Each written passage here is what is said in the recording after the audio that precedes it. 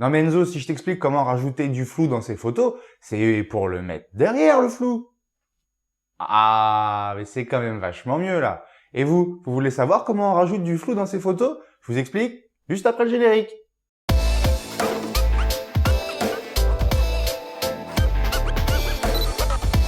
Bonjour à tous, bienvenue dans ce nouvel épisode de la mise au point. Aujourd'hui au programme, rajouter du flou dans ces photos. Alors, la profondeur de champ correspond à la zone de la prise de vue dans laquelle doit se trouver le sujet à photographier pour que l'on puisse en obtenir une image que l'œil acceptera comme nette. Et donc, par inverse, le reste sera perçu comme flou.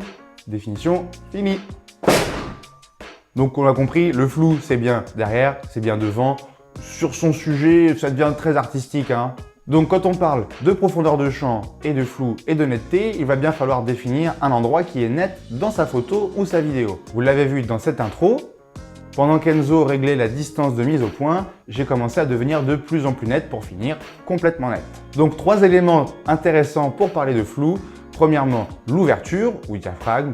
Deuxièmement, la focale et dernier élément très intéressant et souvent celui le moins connu des gens, la distance que nous allons avoir entre le sujet et l'appareil photo ou la distance entre le sujet et le fond.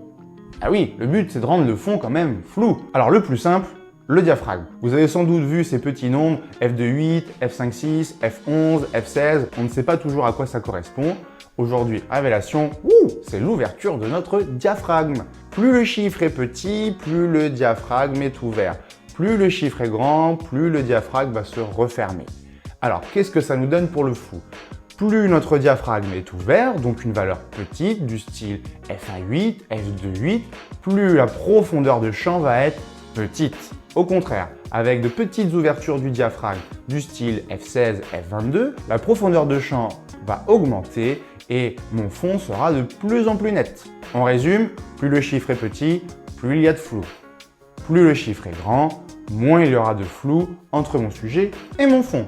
Étape 2, la focale qu'on utilise. Alors la focale, c'est aussi quelque chose qui va être déterminant dans l'ajout de flou dans nos photos. Attention, un objectif s'utilise rarement à son ouverture minimum et maximum. En cause ce qu'on appelle de la diffraction, mais ça encore c'est le sujet d'une autre vidéo. Donc on évite juste de se mettre au minimum ou au maximum, on redescend ou on remonte d'un petit cran et tout de suite vos photos vont reprendre un gros poil de qualité. Alors oui, forcément, plus un objectif va ouvrir grand en général, plus il va le coûter cher. Une petite exception à tout ça pour débuter dans le flou, la focale 50 mm. Quasiment toutes les marques ont dans leur portefeuille de gamme un 50 mm très lumineux du style F1.8. Pour ne prendre que l'exemple de Canon, on peut trouver le 50 mm F1.8 aux alentours d'une centaine d'euros. Pour un objectif si lumineux, c'est presque donné. Donc alors, pour avoir du flou, on se règle à f2.8 et pour avoir du net, on se règle à f16. C'est beaucoup plus compliqué que ça. Un petit peu plus quand même.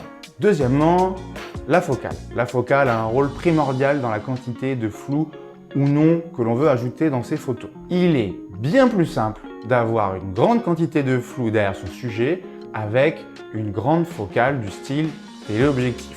On en parle déjà dans une autre vidéo sur les grands angles. L'utilisation d'un grand angle va compliquer l'ajout de flou.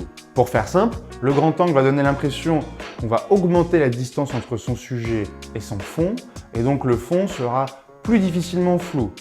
Si je prends l'inverse, le téléobjectif va lui écraser la distance, on aura l'impression que le fond va se rapprocher et on percevra beaucoup mieux que le fond est flou.